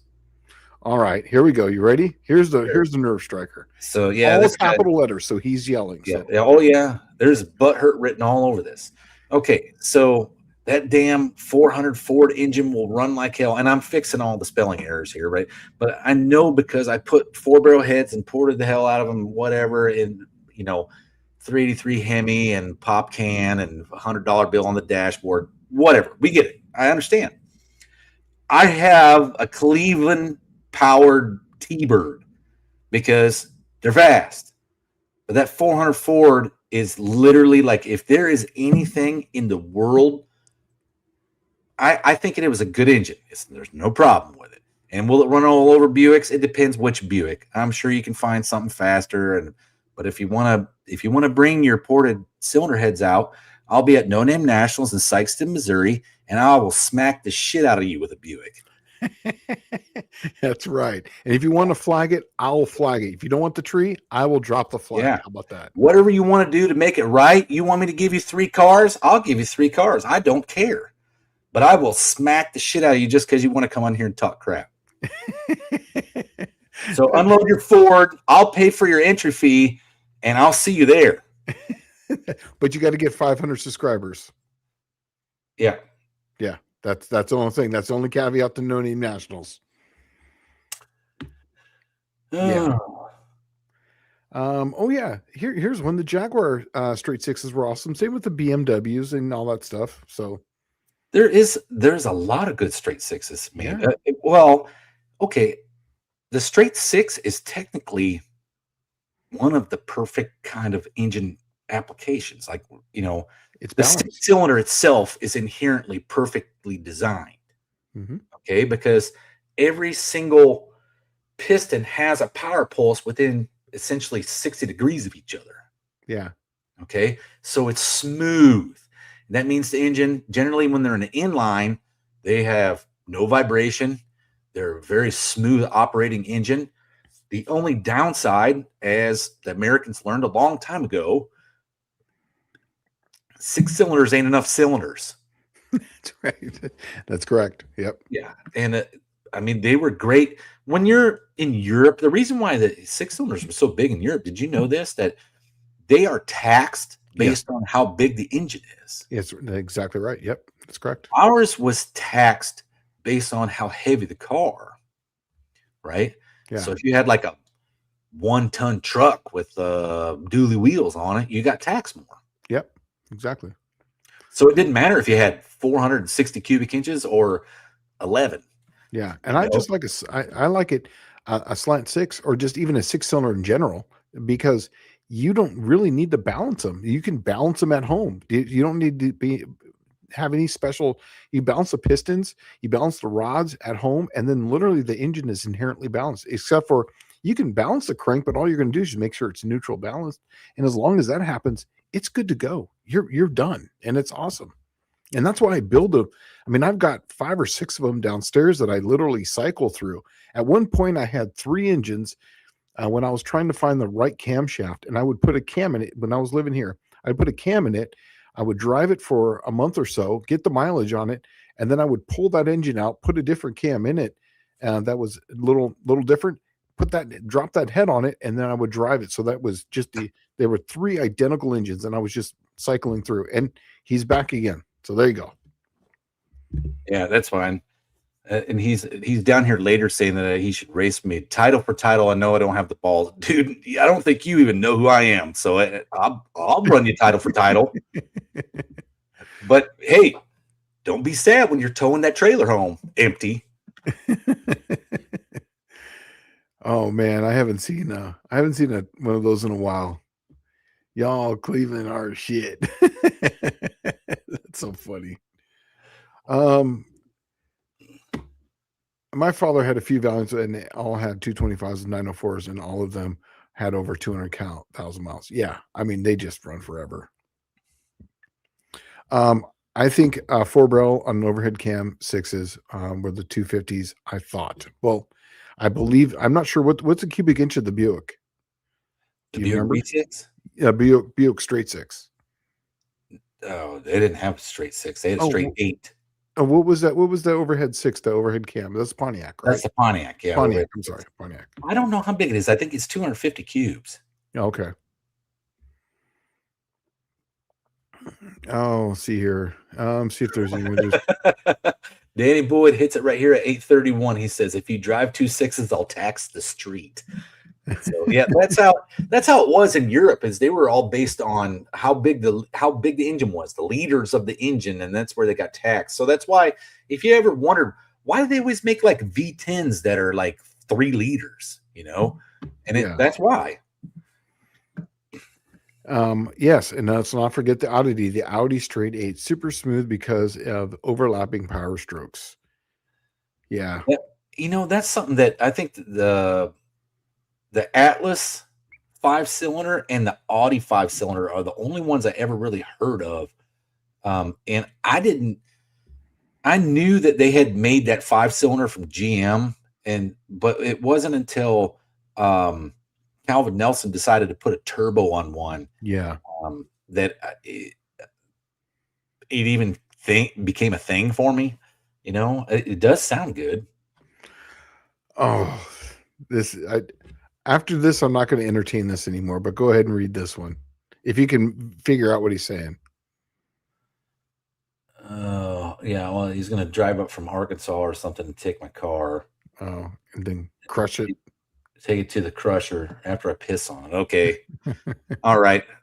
Uh, how about I'll just why don't you just come up and race me and put your money where your mouth is then? Yeah. Why don't you just show up first, That's and the then we can biggest make the thing. Is betting. just show up. You can. Just It's show easy up. to go on somebody's live and rattle everybody's cage, but show up. Put your money where your mouth is. Yeah. I would like, regardless of what you guys are going to bet on, just show up. And how about a race? That would be awesome. Because how many people have actually come on here? And I'm not talking shit to Davey. I'm just talking shit in general. How many people have come on here and actually said they're going to show up and race us? How many people have actually showed up to race us? It's probably in the probably 40-50% ish. Yeah. If that. For me, it's been this right here. Big goose egg. I've never had one actually show up and race me. Not one. Oh, you're talking about in life, or are you talking about this show? This show. This show. This show, I don't think I've had anyone show up. Exactly. Big goose egg. Right. That's right. Yep. I've never had one. So, and then even when I was out racing on the streets, people would always, oh, I got my car and now mine's faster than yours.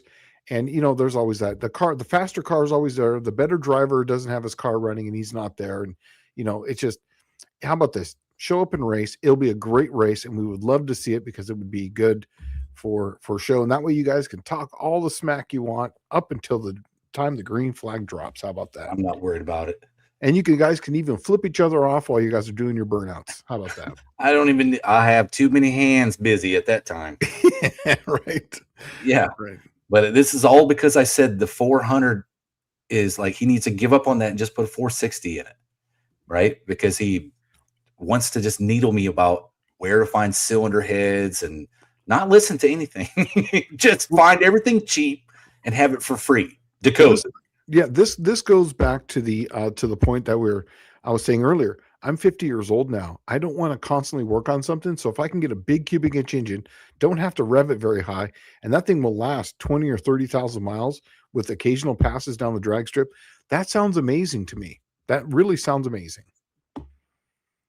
So Barracuda say my favorite Slant 6 Valiant had a 904. It was a joy to drive in the city with lots of hills, way nicer than my 3 on the tree manual, the umbrella handle handbrake. Yes, mine. I loved it too. I really do. Colleen saying this is the best live in 5 years. You think so? Yeah, I'm actually having a good. Lately Dallas and I have been saying that this has actually been fun for us for the past couple months, right? 3 or 4 months. This is actually it's been a lot of fun. I actually enjoyed doing the lives tonight. I wasn't too keen on it because I had to just jump through my ass to be here, but yeah. And literally I was running, I was here on the phone with Dallas. I had to go get my glasses. I didn't have my lights on yet, didn't even have the AC on, and I literally sat back down here with less than a minute to spare to get this going. And we were trying to have a conversation in the meantime. So yeah, but anyways, I enjoy it. So it probably shows through. So if I can get it done. Oh, I thought it was what's oh, here we go. Here we go again. I don't have that kind of cash, dude. Is how about this? Is that what this is? Is this a measuring dick contest? Yeah. How about saying this? I would race you because you said you would blow my doors off. Just race. Just show up and race. How about that? Don't bet once you get there. Get there and we'll race. Or you guys will race. How about that?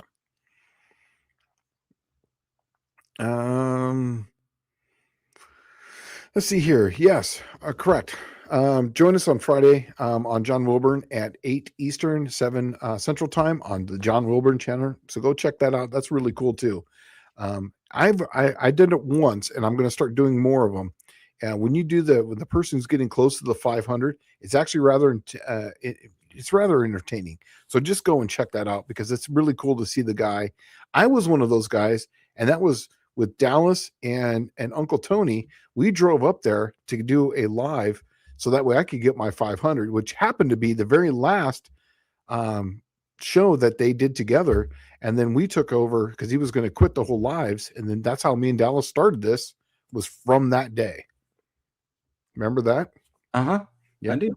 And Mohawk 62 says they had 2 Pontiac overhead cam 6s. Oh, okay. 230 and a 250. The neat thing is they had a crossflow head and a fiberglass reinforced timing belt. Even better. Yeah, I believe the head was aluminum too. It was aluminum. Was it? Okay. Yep, I do know that. Oh, and Danny Boyd said, imagine putting the overhead cam on a 292 Chevy. That would be awesome. It would be the 292. There is a 4-cylinder variant of that 292 that came in boats. Yeah. That is like no joke. So when's the No Name Nationals this year? It's September what? 29th. Is that right?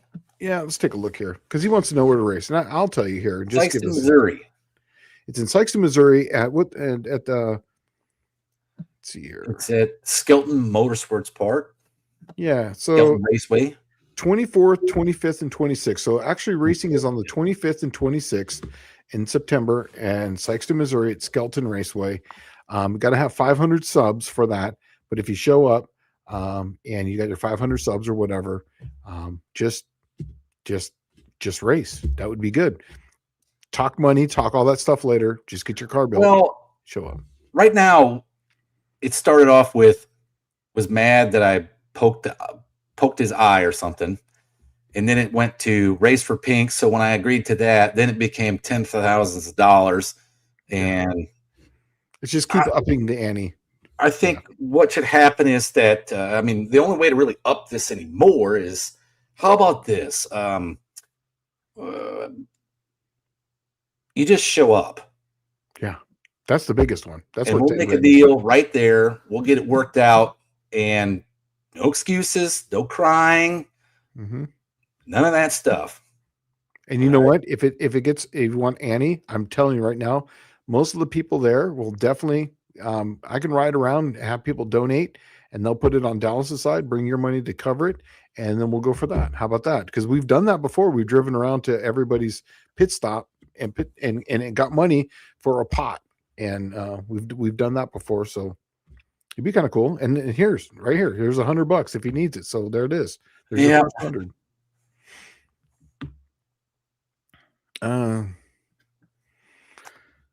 What does this one say here? Right here, I can't even get my friends to show up at the bar. I doubt you'll get a stranger to drive across state lines to race. I doubt it either. Yeah, that's why I said that this many people have shown up. Not talking shit. I'm just being real. That it's one thing being here and being mad and and saying that and keep upping the ante, but to actually put the time in to get your car there and to race, totally different thing.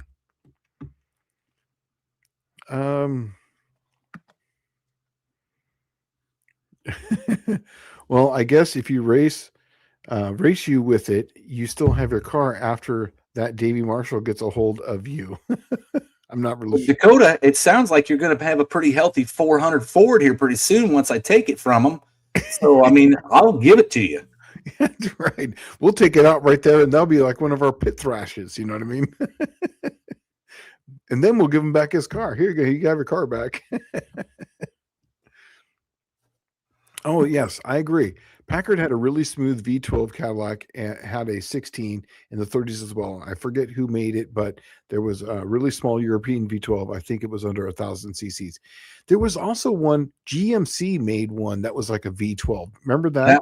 That was a industrial application engine. Yes. And I saw one of those at the car show in like a Model T truck. And it had this really long fender on it. It was a 12-cylinder, and it was one of those old flat. I think it was a flathead. Well, no, they're not flatheads. They're no, this was a Lincoln. I think it was a Lincoln 12. Lincoln made a flathead 12 V12. Yeah, I think that's what it was. Yeah, yeah. I think what they're talking about here though is what you're talking about is that GMC one. Yeah, yeah. They made a V6 that was 300 cubic inches, but they also had a 600 cubic inch V12. Okay. And it had essentially, the V12 is essentially just two 6-cylinder V6s put together, right? Mm-hmm. It had two separate valve covers on each side. So it had virtually 4 valve covers on one engine. But the neat thing about that I shouldn't call it the Jimmy 6, the GMC V12 was that the valve covers look like a W engine. They look like a 409 or 348. Yep. They're like a really odd shape because the valves are at a really weird angle. But it was made for industrial application, heavy duty stuff. Yeah. And so here you go too. The race is in Sykes, Missouri, 15th through the 26th, but we do get there on the 24th. We do like a drive cruise. So even if you say you don't want to come to race, you can actually just show up to Lambert's on Thursday night, right? What was 5 o'clock? Yeah, Right. and we have that. It used to be a flash mob car show. Now I believe it's just a car show. Yeah. But because they know we're coming every year, Yeah. so it's not a flash mob anymore. But that flash mob car show at Lambert's, and then everybody has a good meal, and then we head back to the track. Yeah.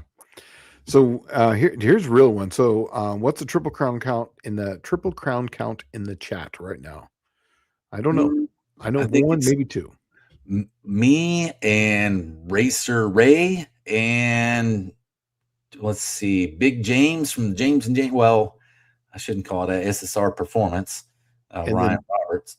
And then Vintage Adventure Drives. That's 4. I don't think he's coming to run Triple Crown this year. Oh, he's not. Okay. Yeah, he's not bringing the. He had what?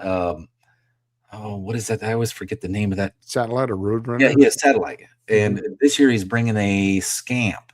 Oh, okay. The Slant 6 one. No, he's got like a 400 cubic inch motor in that. Oh, okay. Yeah, the 400 Mopar. Okay. Is the No Name Nationals an 8th mile? Yes, it is. That's the track. It's an 8th mile track.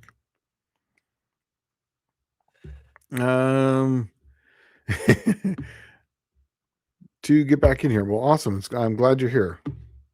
Yeah, and I'd like to. Are you bringing your Triple Crown? What does he have? A satellite? It's a satellite. Yep. Is he bringing the satellite or is he bringing the Scamp this year? I don't know. All right, here we go. All right. Well, you know where it's at then. So no excuses. I guess if you don't show up, I won't come on Wednesday night the following Wednesday and belittle you. I saw a YouTube video in of a 1967-ish BRM. I think Formula One car had a 1.5 16-cylinder engine in it. Wow, that must sound amazing. 3-inch bore and like 1-inch stroke. Right. Yeah. Let's see. It sounds like racing in the hood and Newberg. All right. Dakota's timeout says I've upped my goals. I'm now aiming to build a 800 horsepower Ford 400 for $500. I don't think it's going to happen, but hey, man, good luck. Where's he at? I didn't see that one. Dakota at 844. Oh, okay. Well, okay. Actually, there was one here, Danny Boyd. I thought there were. Okay, I'm sorry. No, that's not it. 844. Oh, okay, right here. Oh, okay, yeah, that's never going to happen. Yeah, I agree with you. Yeah, well, and that's the thing is like Dakota's like my little brother, I guess, but man, does he get lost in all kinds of weeds. Yeah, engine combinations and stuff. Like he was building a Mopar not too long ago. Now he's building a Ford 351 modified, which is like by far not the ideal combination. Yeah. And but he's always beating you up trying to get super cheap parts. Right. Hey man, you got to find this for me for super cheap. Like, okay. And then he'll be on to something else the following week. I agree with Dizzy on this one, but it's just not going to happen because we're not going to do it for anyone. But we should waive the 500 for him just to come and lose his ass. But I would just like to see the race. How about that? That would be. I'd just like to see the race, but I'm telling you, like, we have not waived the 500 for anybody. John has not waived a 500 for anyone. Everybody had to put in the work to get there. That's right. If I'm in Sykeston, I tell you what, you don't even have to wait till No Name Nationals if you don't want to get 500 subs on YouTube. I'll be there Sunday morning too. Yeah, that's right. Or even Saturday night. Yeah, I'm Saturday night would not have a problem of letting us make one pass and see what happens. You know what? Saturday night, show up there Saturday night, and I bet you Possum would allow that to happen 100%. So if you're still in here, what was the guy's name? I don't even remember. Davey Marshall. Davey Marshall, if you're still in here, right here, if you're still here and you're still coming in, and how about this? Show up on Saturday night or Saturday. Six is the time we have dinner. 6, 7 o'clock's when we have all the round everything done. Saturday. Yeah, usually the dinner happens around. Well, no, it was a little bit earlier than that. It was like 5 something, so that we could do our awards, and then we ate dinner, and then they did some guitaring, and you and I loaded up and headed out before the rain came in. That's right. Yeah, and that was the second year that it was supposed to rain. Mm-hmm. So yeah. I'm sure we could eke out one pass. Yeah, show up there 5 o'clock. How about this? Show up there at 5 o'clock. Technically, the No Name Nationals is over with. Track's still hot. Show up there. We'll get it all set up, and then everybody will still be there, and then everybody will watch this race. And I think that would be awesome. Be the little cherry on top. Let's hope my junk's still running afterwards. Well, you know what? Yeah. I got to tell you though, and I'm not talking shit. I just don't think you have about a 99% chance he's not going to show. But if he does show, I'm pretty certain he won't. I think getting in the truck and driving all the way there is completely different than just blabbing on the internet. Yeah. Right? Davey has his subs. That's what John says. Davey has his subs. All right, well then he's in.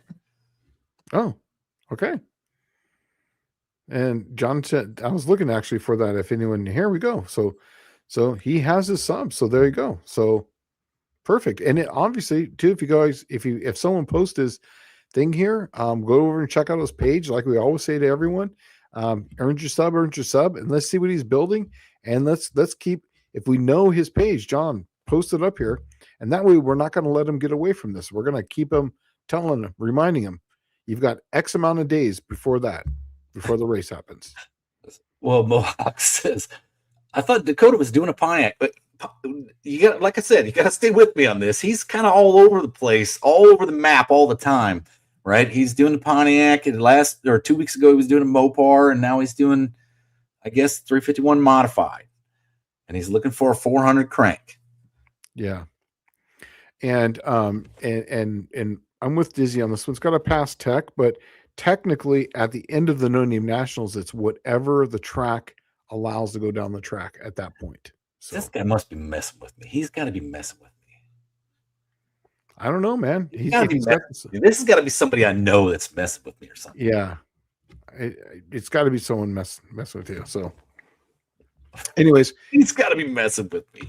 Yeah, but show up. I think it'd be awesome. I think it'd be great, man. If he's got the subs, then you could come on Friday, and then you guys could race every day, and you guys do you could almost do it like a tennis match, literally. Dude, you got to remember, man. I mean, I still got to run the Triple Crown. That's what I'm really shooting for. Yeah.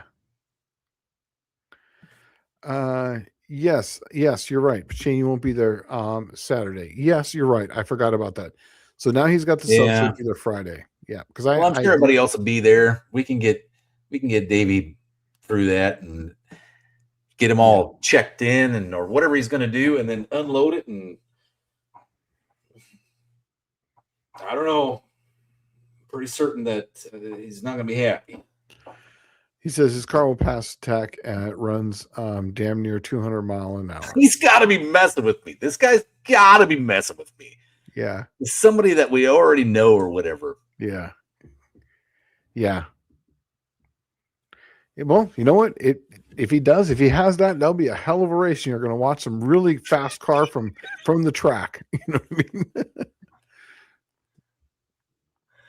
mean? John Wilburn says the track will go cold on Saturday before awards. All right.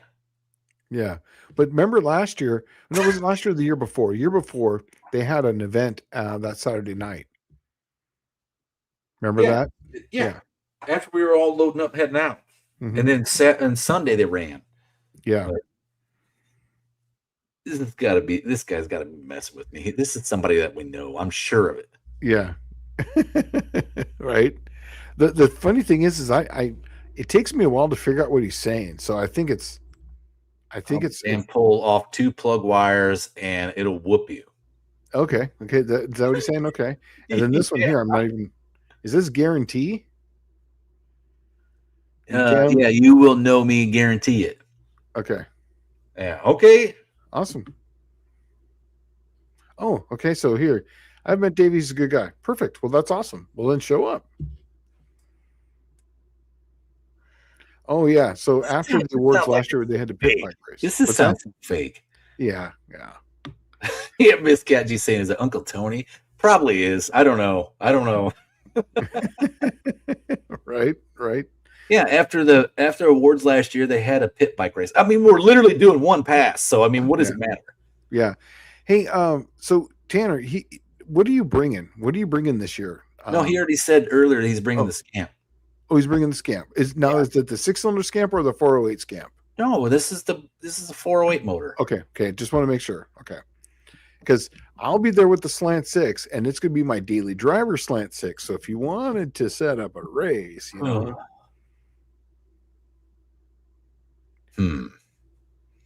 Oh, you're talking about slants. Yeah. I was talking about slants. So if because he was talking about he wanted to have the fastest slant there, and I was like, well, at that time I was bringing Plan Z, but now the things have changed because I just lost interest on it, and I would rather just come and have a 6-cylinder with the stick shift. It'd be fun. Oh, he's got a stock bore 400 in this Scamp. And he may bring 2 cars. That would be awesome. I'm telling you, man, I love 400s. They're my favorite ones. Yeah, well, Shane was wanting to do some racing with slants, right? Some slant racing. I do know that he has that nice slant car he just picked up from Washington State. Yeah, it's a 2-barrel car too. It's gonna be awesome. And yeah, well, you could totally run that thing in the bracket, the 6-cylinder bracket. Aren't we doing the 6-cylinder bracket again this year? I think so. If they are, I'll run the bracket in a stick shift. Why not? Because I know JB loves that 6-cylinder bracket. I believe he won it last year. And then you had that Grand National there last year as well. Oh, yeah, okay. Yeah. But there was actually quite a few 6-cylinder cars in there. Well, we're getting down to the last few minutes here. And don't forget about the channel sponsor. He's the one that brings us all to you. Mr. Chris Wozniak, WAF Racing. Right now they're getting ready to go out. They're going out on a trip somewhere. They're in Bowling Green, I think this week, or they're somewhere right now. And I think the car is going to be in our booth. So go by and check it out. And if you can, but yeah, it's going to be fun. I got a question. Does anybody know if the Great Race is happening right now? I stopped to get some gas and I had a 34 Ford with Great Race decals all over it go on the road, like on the highway, right where I was just at. I was like, this is the first time in like 20 years since this race has been going on that I've seen one of the cars on the road. Yeah. So yeah, see that? See you at the track, boy. Okay, I'll be there. Tanner saying he's at work and the Reds camp with the slant is sitting outside. That's perfect, dude, because that's literally what I do. I love my daily driver cars. In fact, I'm actually missing my green car right now. When I pulled the tranny out, I was a little sad because it just makes the day going to work and coming home so much better. Everybody's in their mobility blobs, and here I am in my car. It's awesome. Anyone want to throw up Davey's link? And if you can, John, that would be awesome, please. I cannot wait to read the title of all those videos. Right. But anyways, I'm actually talking right now. I'm doing a John Wilburn special right now. I'm doing one short every day for the next 30 days, just to keep people up to date on what I'm doing on the stick shift project. So I've got a bunch of them going out there, and go check it out. And I'm throwing up a video every week now again, because the algorithm kind of fell out. So I'm happy with that. So I'm putting up videos again. You got anything coming up? No, I do have a bunch of stuff squirreled away on my 63 special or my 63 Skylark. So I'm going to have to make like a 2-hour-long video and throw that up. I'm sure it's going to bomb because no one watches 2-hour-long videos unless you're Vice Grip or I do. I love the long videos at work. I'll play and I won't listen and watch it on my right while I'm doing work. And to me, that's when I watch the big long videos. I love them.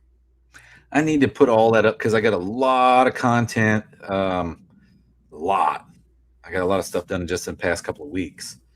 So, okay. So here John Wilburn is saying that we announce the short challenges on Friday. So there you go. I'm actually doing that right now. I'm just doing so. I'm taking a page right out of John Wilburn's book, and I'm doing the exact same thing. So, anyways, with that, if you got anything last to say, or Nah, that's it. We're out. And Davey, you better have your big boy pants on. right. Yeah. All right, everyone. So you guys have a good week. We'll see you guys next week. Don't forget to go check out WAF Racing and buy some merch or anything, because that's what keeps us here and commercial free. And go see Mr. John Wilbur on his channel, 7 Central. 7 Central Time and 8 is it Eastern Time on Mr. John Wilburn, and he's the bringer of No Name National. Go check it out with that. You guys have a good week. Yeah, we're out of here.